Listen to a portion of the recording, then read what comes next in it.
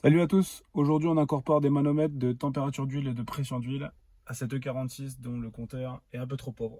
Ça va rester un daily, donc du coup le but c'est que ça soit le plus discret possible et surtout que ça soit réversible. Pour que ça fasse un petit peu origine, je me suis penché sur des manomètres à aiguille plutôt qu'un digital. Je me suis longtemps posé la question sur le fait d'incorporer ici dans le petit écran qui sert pour la boîte automatique d'indiquer à quelle vitesse on est, d'incorporer un compteur digital à cet endroit-là. Mais bon, ça faisait beaucoup de modifications sur un compteur.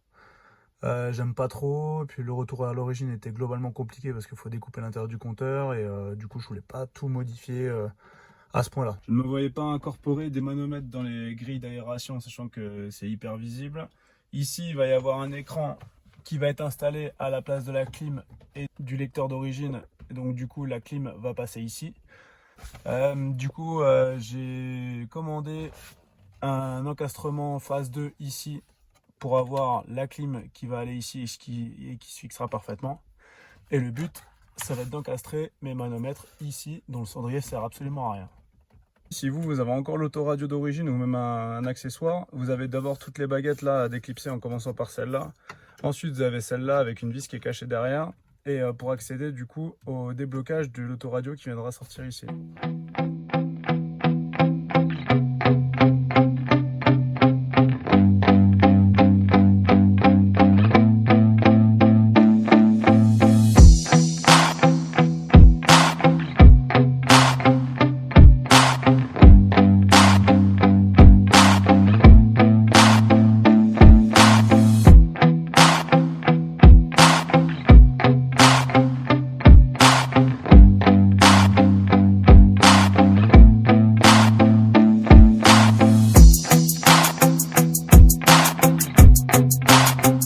Ça, c'est celui phase 1 et ça, c'est celui phase 2. Honnêtement, il n'y a pas énormément de différence à part la position chaud-froid et des ventilateurs, réglages du ventilateur qui sont un peu différents. Je vais préférer l'incorporation du phase 2 du coup, mais bon, honnêtement, question de goût. Le phase 2 par contre est beaucoup plus court que le phase 1. Les connectiques sont les mêmes. Il y a vraiment cette histoire de profondeur qui est différente par rapport au phase 2 qui est vraiment courte et le phase 1 qui est hyper gros. J'ai réussi à récupérer un encastrement de phase 2 et la seule différence qu'il y a entre le phase 1 et le phase 2, c'est ici là. Parce que sur phase 2, la clim est déjà déportée ici pour avoir un grand écran au-dessus. Alors que sur phase 1, là vous avez un vide-poche et vous avez l'écran et la clim qui est au-dessus. Et donc du coup, vous avez la clim qui vient parfaitement ici au coin.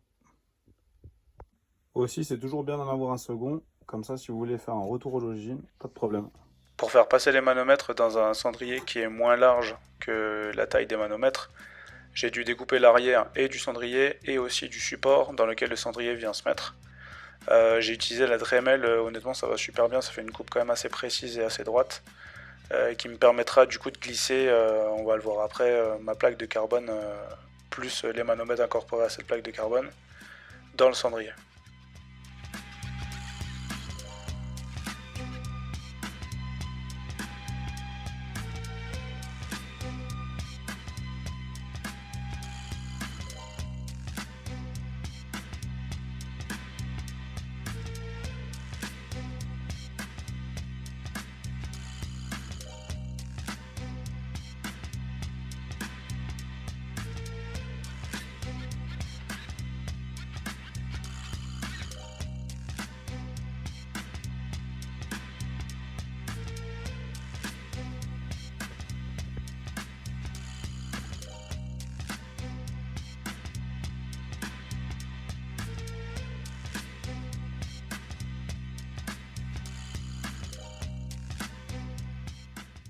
Pour la découpe des ronds dans le carbone, j'ai juste tracé au blanco autour des manomètres et après ça j'ai utilisé ma Dremel pour faire mes lignes.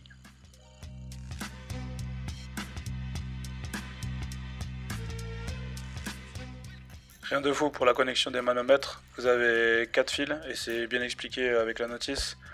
Vous en avez un pour la masse, un pour l'alimentation principale en 12 volts permanent, un en 12 volts après contact et un quatrième pour les informations qui vont jusqu'au sensor.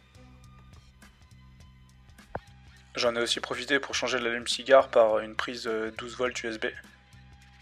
Je reconnecte tout, j'installe mon support de clim et de manomètre et du coup cendrier, et on va pouvoir passer les câbles dans l'habitacle.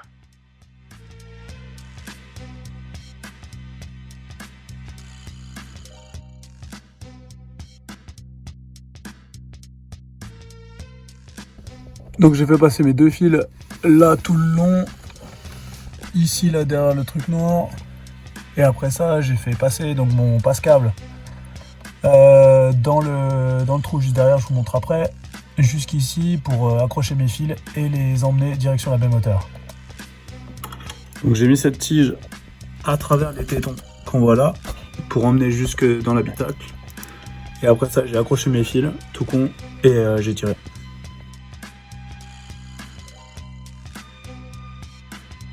Voilà. Pour l'instant ils sont pas gainés, mais je les gainerai à terme avec du ruban exprès.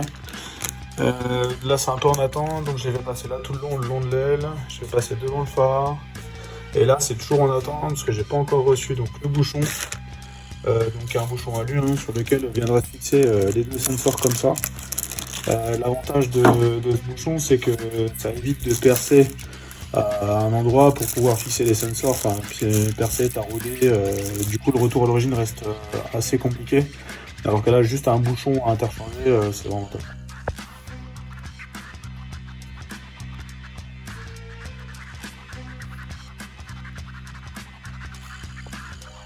Je suis assez content du rendu final, c'est exactement ce que je voulais, un truc hyper discret.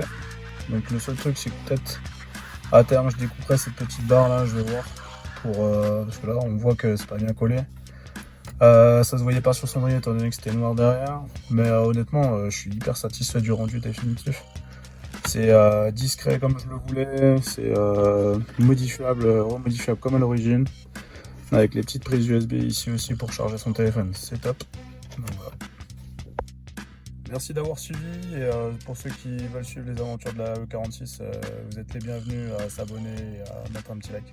Allez, salut!